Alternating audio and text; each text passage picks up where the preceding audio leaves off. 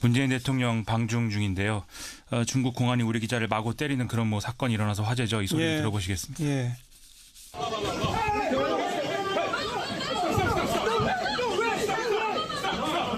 우리 경호.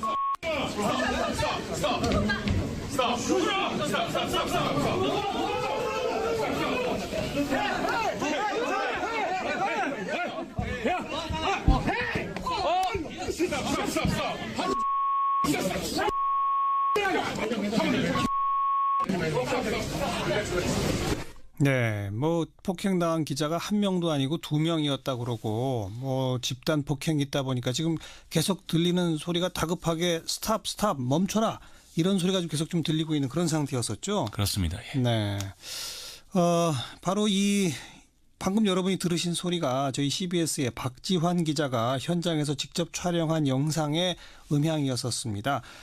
박지환 기자 그 현장을 직접 목격하고 촬영했다고 하는데 중국 현지 CBS 박지환 기자 지금 연결 중인데요. 아직 연결이 안 됐습니까? 네, 연결되면 좀 현장 얘기를 듣도록 하고요.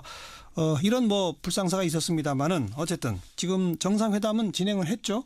그렇습니다. 일단 확대 정상회담을 진행을 했고 그 다음에 이제 뭐 소규모 정상회담으로 넘어가게 되는데요. 이 양국 관계 복원 이것이 이루어지는가 이것이 관심이 쏠려 있었는데 특히 시진핑 중국 국가주석이 사드 관련 발언을 추가로 할 것인가 그리고 대북 제재나 원유 공급 중단 등에 대해서 뭐 실질적인 합의가 있을 것인가 이게 좀 관심이 쏠려 있었습니다. 예. 지금 시진핑 중국 국가주석이 이제 얘기한 내용을 보면은 이 사드 관련 부분을 지금 모두가 아는 이유 때문에 중앙 관계 후퇴를 경험했다 이렇게 얘기를 하고 있거든요. 예. 사드를 직접 언급하진 않았지만 어쨌든 사드 관련한 어떤 불편한 심기를 다시 내비친 것은 또 평가해야 될 부분인 것 같습니다. 우회적으로 표현했네요. 그렇습니다. 그리고 이제 정상회담 이후에 뭐 공동 성명이나 공동 언론 발표문도 없고 각자 언론 발표문만 있는 상황이어서 뭔가 이제 뭐 명확한 합의를 이루기 어려운 그런 정상회담이다 이런 얘기가 나오고 있고요. 예. 또 이제 미묘한 분위기가 확대 정상회담을 한 다음에 소규모 정상회담을 진행한다는 것입니다. 보통은 반대죠. 그렇죠. 보통은 이제 소규모 정상회담, 이 정상들끼리 얘기를 하고 나머지 부분에 대해서 확대 정상회담에서 명시적인 어떤 합의를 이루는 이런 경우가 많은데 예. 그렇지 않기 때문에 지도자끼리 좀 속내를 드러내는데 방점이 찍히는 그런 정상회담이 되지 않겠는가 이렇게 지금 예측들을 하고 있습니다. 예. 뭐 아직 그 정상회담 끝나고 발표가 나온 게 아니기 때문에 평가는 좀 이따 해보도록 하고요. 조금 아까 말씀드린 중국 현지의 CBS 박지환 기자 연결해 봅니다. 박 기자 나와 계시죠? 예, 베이징에 나와 있습니다. 네, 먼저 그 부상당한 우리 한국 기자분들의 지금 상태는 어때요? 예, 이곳 베이징에서 사건이 발생한 건 한국 시간으로 오늘 정오쯤인데요. 부상을 입은 그 매일경제 사진 기자는 사건 직후 대통령 숙소로 옮겨져 그 대통령 주치의로부터 응급 조치를 받았습니다. 네. 주치의는 빨리 그 큰 병원으로 옮겨야 한다는 1차 진단을 내렸고요. 해당 기자는 현재 그 베이징에 있는 모 대학병원으로 후송돼 그 MRI와 CT 등의 정밀 검사를 받았는데요. 네. 그 검사 결과 그 눈을 둘러싸고 있는 뼈 중 가장 얇은 코 쪽과 아래쪽 뼈 부분인 안화가 골절되는 중상을 입은 것으로 확인돼 현재 입원 치료를 받고 있습니다. 허허. 한국으로 후송될 것으로도 알려졌는데요. 안정이 절대적으로 필요하다는 의료진의 판단에 따라 귀국 시기를 조절하고 있는 것으로 네. 전해졌습니다. 안화 골절 정말 아주 크게 타격을 받았군요. 폭행이 예, 어떻게 일어나게 된 건지 당시 상황을 좀 설명해 주세요. 예, 문 대통령이 오늘 정오쯤 그 한중 경제무역 파트너십이라는 민간 행사에 참여했는데요. 개막 연설을 한 문 대통령이 그 혁신 기업들이 모여 있는 부스로 이동하는 과정에서 사건이 발생했습니다. 그 문 대통령과 한국 경호팀은 그 혁신 기업 부스들이 모여 있는 강당 같은 곳으로 들어갔는데 취재 비표를 찬 한국 취재진들을 중국 경호원들이 아무런 설명 없이 제지한 겁니다. 예. 이 과정에서 이제 실랑이가 벌어졌고 중국 경호원들이 그 매일경제 사진 기자를 복도 쪽으로 끌고 나와 집단 구타한 건데요. 예. 특히 이미 넘어져서 한국 불능 상태인 해당 기자를 중국 경호원 중 한 명이 그 구두발로 걷어찼고 이 과정에서 안화골절 중상을 입은 것으로 추정됩니다. 마침 현장 취재를 맡은 저도 바로 옆에서 상황을 다 지켜봤고 또 그 휴대폰 동영상으로 촬영까지 했는데요. 현재 이곳 베이징에 나와 있는 한국 기자단은 그 청와대와 외교부에 철저한 진상 규명을 요구했고 저도 진상 규명 차원에서 해당 영상을 청와대에 제출해 놓은 상태입니다. 도대체 어떻게 이런 폭행 사태가 있을 수 있나요? 이게 중국 쪽 책임이죠? 예, 일단 중국 경호원들이 베이징 공안 소속인지 우리 코트라가 계약한 사설 보안업체 직원인지는 중국 정부 차원의 조사가 진행 중입니다. 사설 보안업체 경호원들이라고 해도 모두 중국인들로 구성됐고 또 중국 공안의 지휘를 받기 때문에 일단 중국 측에 유감 표명이 있을 것으로 보이는데요.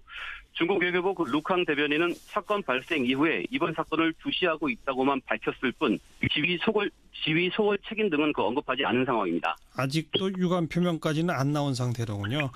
청와대는 이 사태에 대해서 어떤 입장입니까?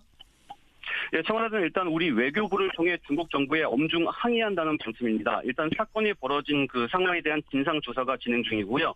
현장에 있었던 취재진과 청와대 직원들의 증언 등을 통해 사실관계를 따지고 있습니다. 필요하다면 사건을 일으킨 중국 경호원들에 대한 정식 수사도 요구할 것으로 보입니다. 다만 청와대는 한중 정상회담 당일인 오늘 불미스러운 사건이 발생한 것에 대해서 정상회담 전반에 영향을 미치지 않을까 상황을 예의주시하고 있습니다. 네, 정상회담에 영향을 미쳐서는 안 되겠습니다만 또 짚을 건 분명히 짚어야 되겠죠. 박지환 기자 수고하셨습니다. 예. 감사합니다. 네, 다시 우리 김민아 기자와 어쨌든 지금 이제 최대 관심사는 북핵 문제 아니겠습니까? 그렇습니다. 그런데 어제 미국에서 국무장관이 아무 조건 없이 북한과 첫 만남할 수 있다라고 해서 굉장히 중요한 입장 변화다. 이런 평가를 하지 않았습니까? 그렇습니다. 근데 오늘은 또 다른 얘기가 나왔다고요? 미국 언론 보도를 보면은요, 현지 시간 13일 백악관 NSC 대변인이 지금은 대화할 때가 아니라는 게 분명하다 이렇게 얘기를 했다고 보도가 나오고 있고, 또 뒤집었군요.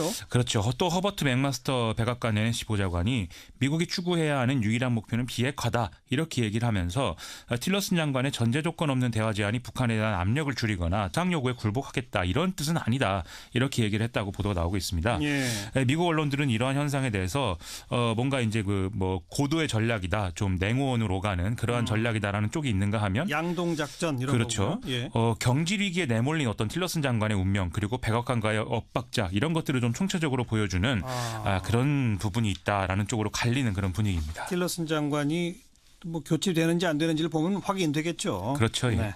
다음 뉴스는요. 국민의당 안철수 대표와 바른정당 유승민 대표가 부산에서 만나서 이 통합의 필요성과 당위에 대해서 교감을 나눴는데요. 오늘 부산시의회에서 양당 의원 모임인 국민통합포럼 세미나가 진행이 됐는데 안철수 대표가 이 자리에서 외연 확장을 못하는 3당 4당은 어김없이 역사의 뒤안길로 사라진다 이렇게 강조를 하면서 통합 의지를 분명히 했습니다. 그러면서 또 지역구도 타파, 낡은 이념틀 타파, 세력, 세대, 인물 교체 이런 것들이 이제 3대 비전이라고 이제 내세우는 그런 상황이었는데요. 네. 부산의 경우에는 특히 지난 11일에 국민의당과 바른정당의 양측 부산시당이 독자적인 선거연대를 선언한 그런 지역이기도 해서 상당히 의미가 깊다 이렇게 얘기를 하는 모양입니다. 국민의당 내부에서는 안철수 대표가 12월 임시국회 회기 종료를 전후한 오는 22일이나 24일에 바른정당과의 당대당 통합 방침을 공식 선언하고 내년 1월 중순에 통합 전당대회를 열 수 있다 이런 얘기도 나오고 있는데 일단 안철수 대표 측은 이건 사실이 아니다라고 네. 얘기하고 있는 상황입니다. 오늘 유승민 대표는 뭐라고 또 화답했나요? 이 자유한국당과의 통합 논의는 지금 진행이 안 되고 있지만 국민의당과는 정책이나 선거연대 또는 이를 넘어서는 통합을 논의할 수 있다 이런 입장을 재론을 했는데요. 그러면서 지방선거가 다가오는데 언제까지나 통합 논의로 질질 수는 없다 이렇게 또 강조하기도 했습니다. 그러니까 좀 뭔가 속전속결하자 이런 분위기가 지금 있는 거죠. 그런데 오늘 한겨레 지면에 이제 유승민 대표의 인터뷰가 실렸었는데요. 국민의당이 통합에 대한 내부 입장 정리를 못하고 있어서 통합이 실제로 가능할지 좀 의문이다 이렇게 얘기를 하고 있거든요. 사실 또 그렇죠. 그렇죠. 예. 이게 통합에 대해서 뭔가 회의적이다 이런 얘기 같기도 한데 또 다르게 보면 반대파들을 좀 분리해야 통합이 가능하다 이런 인식을 드러낸 것으로도 볼 수가 있어서 파장이 좀 있을 것 같습니다. 국민의당에서 통합 반대하는 분들 빼고 빨리 합시다 이런 얘기겠죠. 그런 거죠. 예. 그런데 그 통합 반대하는 분들은 지금 계속 결속 강화하고 있죠. 오늘 또 평화개혁연대 그리고 구당초 모임 이 두 모임이 이제 오찬 회동을 가졌는데요. 구당초가 뭐예요? 이 당을 구하는 초선들 이런 이름의 줄임말이라고 합니다. 예. 그 지금 안철수 대표는 전당원 투표까지 해서 통합을 추진하자고 하는데 이에 대해서 좀 맞서는 전선이 형성된 것 같은데요. 애초에 구당초 모임은 당 분열을 막자 이런 취지였거든요. 예. 안철수 대표가 이렇게 드라이브를 거니까 어쨌든 통합을 저지하는 게 당 분열을 막는 일이다라는 입장이 좀 합의가 되는 그런 분위기였다고 합니다.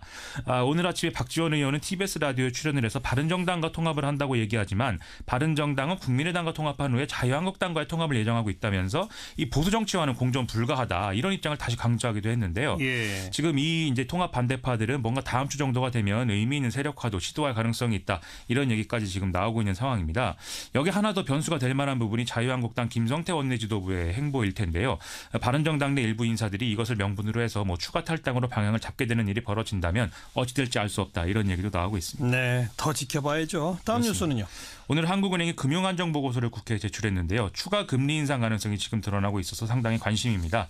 이 한국은행의 보고서 내용은 예상보다 빠른 미국 금리 인상 그리고 주택가격 하락 이런 복합 충격이 일어날 경우를 전제하더라도 그렇게 해서 대출금리가 일시에 1%포인트 정도 뛰더라도 현재 가계와 기업이 대체로 감내할 수 있는 상황이다. 이런 내용으로 알려져 있는데요. 예. 다만 이제 다주택자들에게는 큰 어려움이 없더라도 최근에 주택대출을 늘린 경우에는 부담이 커질 수 있어서 보완 대책이 필요하다. 이런 우려도 담겨 있는 상황입니다. 그러니까 우리도 금리를 더 올릴 수 있다는 얘기 아니겠습니까? 그런 얘기인 것이죠. 그렇게 될 경우 결국은 취약계층이 가장 큰 피해를 보는 그런 구조라는 게 문제 아닙니까? 이 보고서에도 그러한 이제 그 해석이 가능한 대목들이 나와 있는데요. 대출 금리가 1%포인트 오를 경우에 총부채 원리금 상환 비율, 이제 영어 역자로 DSR이라고 하죠. 이 상승폭이 5%포인트 이상 일어나는 구간을 보면은 저소득층 50세 이상 자영업자 비중이 눈에 띄게 높아지는 경향이 나타난다는 겁니다. 네. 즉 이게 이제 금리 인상과 가계대출의 어떤 그 약한 고리로 볼 수 있는 상황인 거죠.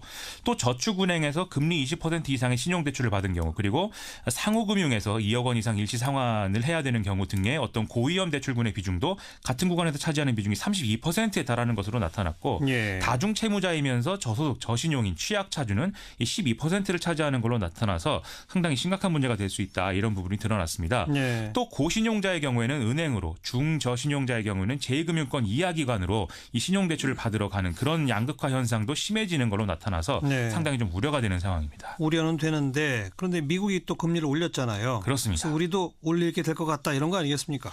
이 미국이 오늘 새벽에 0.25%포인트 금리를 인상해서 기준금리가 1.25%에서 1.5%까지 이르는 구간으로 확정이 됐기 때문에 우리나라 금리하고 비슷한 수준이 돼서 우려다 이렇게 얘기 나오는데요. 네. 다만 한국은행 이주열 총재는 지금 미 연준의 결정이 시장의 예상과는 크게 다르지 않았고 이 금리 인상 이유를 전망할 수 있는 점도표 있지 않습니까? 이걸 볼 때 예상보다는 의견 분포가 매파적이지 않기 때문에 우리가 금리 역전까지는 당장 걱정할 필요가 없다는 점에서 좀 안심은 된다. 뭐 이렇게는 얘기를 하고 있습니다.